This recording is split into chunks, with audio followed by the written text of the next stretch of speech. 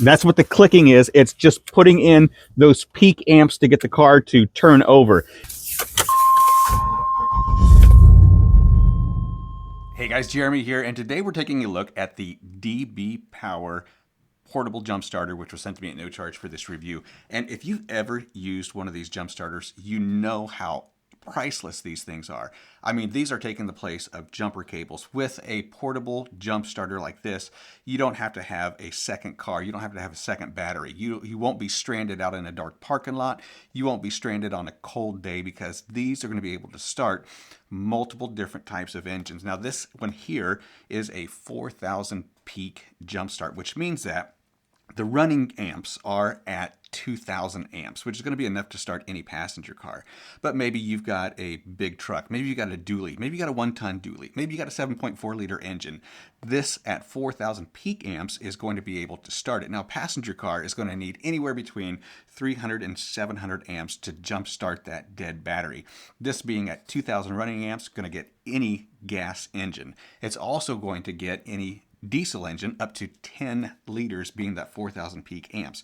That 4,000 peak amps means that if you are exceeding the 2,000 amps to get your vehicle started, it will jump up to 4,000. Now, DBPOWER makes a 2,000, they make a 3,000, 4,000, 6,000, so that you can start just about any vehicle. So we're getting ready to go outside, and we're going to connect this to my 1-ton dually, which is a 7.4 liter engine. I want to show you how to connect it to the jump starter. I want to show you how to connect it to the battery. I also want to show you what happens when you hook it up wrong, because a lot of times people worry that they're going to ruin their jump pack, they're going to ruin their battery, they're going to ruin their vehicle if they do something wrong. But there's so many different protective measures that they've taken when they've built these things that it's not going to harm the jump starter, it's not going to harm the cables, and it's not going to harm your battery or your vehicle. And I'm going to prove that to you here in just a minute. But let me talk to you first about this jump starter. So this jump starter, as I said, going to do any gas engine and any diesel engine up to 10 liters. Now, it's not just a jump starter for your vehicle, it can be a jump starter for your phone as well. It does have 3 different ports right here. You got 2 USB-A ports and 1 USB-C port. These USB-A's, as you know, they're going to be out ports, so you can charge your tablet, you can charge your phone, you can charge other devices in order to get a quick charge on them so that you can make a text or an emergency call if you need to. That USB-C is going to be both in and out. And then if you do happen to be stranded and it's evening, you're in the dark parking lot, this does have a flashlight on it. So your power button's right here. You're just going to long press your power button to turn this on, and you can see you've got your battery level up here. I'm sitting at 75% right out of the box. I've not charged this yet. If I were to charge this from dead, it's going to take 5 to 6 hours. And then it says this is going to get up to 60 starts on your vehicle. And that also depends on how many different things you're charging. It also depends on your flashlight. A lot of variables go into that. So if all you're doing is jumping, you can get up to 60 jumps. Now, if you push the power button again, you're going to get an SOS. You push it again, and you're going to get a strobe. And then you push it again, you're just going to cycle through your steady, your SOS, your strobe. Long press it to power it off. Now right here on the side is going to be a DC out, and then you've also got your jumper cable port right here. So we're going to open up this flap, and this is where we're going to plug in our jumper cables. Now you can see one side is squared and the other side is round, so that's going to be a positive and negative, and it's only going to go in one way. You can't mess it up. Once you plug that in, you can see you get a green LED flashing light, and then when we have it hooked up correctly, it'll be a steady green. When we do an incorrect, it's going to notify us either with a red light, a beep. Maybe it's going to do both. I don't know. I just took it out of the box. We're going to find out what it does when we hook it up incorrectly. Now, on the bottom side of your jumper here, there are instructions on how to hook it up, and it also tells you exactly what all of the lights mean.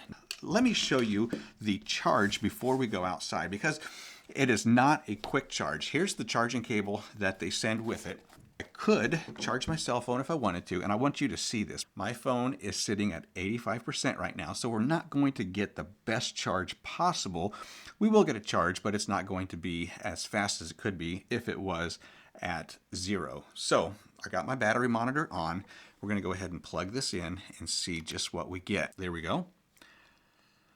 You can see a quick drop, and then what we have is 2.9 watts, 3 watts, 3 watts of charge. So it's just going to be like a little trickle charge. I'm going to use my own cable, USB-C to USB-C. We'll see if we get anything more than a 2.9, and it's telling me to check my charger connection. So here we're at a 1.1. So we're going to be better off using the cable that comes with it. And just to show you what it looks like if we were to put it into a regular charger. So that's what a wall adapter looks like also. Let's get outside now and show you how to hook this up, show you what it does when you hook it up wrong, when you hook it up right. Try to get our truck started. 7.4 liter, 1-ton dually. Let's go. And as I showed you in the studio, only goes in one way. Next, we want to go ahead and hook up our red to red, and then we're going to hook up our black to black. So there's red to red, and then our black to black. You can also see I do have a green steady light, which means that it's time to get inside and start the vehicle. So what I'm going to do now is show you what it looks like, or what it does when you hook it up incorrectly. So I'm going to go red to black, and then I'm going to go black to red, and that's letting me know I'm hooked up backwards. All I need to do is cross my wires and do it correctly. Now, again, that doesn't hurt your jump starter. It doesn't hurt your cables. It doesn't hurt your battery. It doesn't hurt the vehicle at all. So just to demonstrate that to you, I'm going to go back inside the cab, start it one more time, just to show you that everything is still good to go. So if you are looking for a jump starter for your vehicle, looking to get away from the jumper cables, having an extra battery, another car, another person, you can do this one person all by yourself, get up and going in no time with the DBPOWER 4000 peak amp jump starter.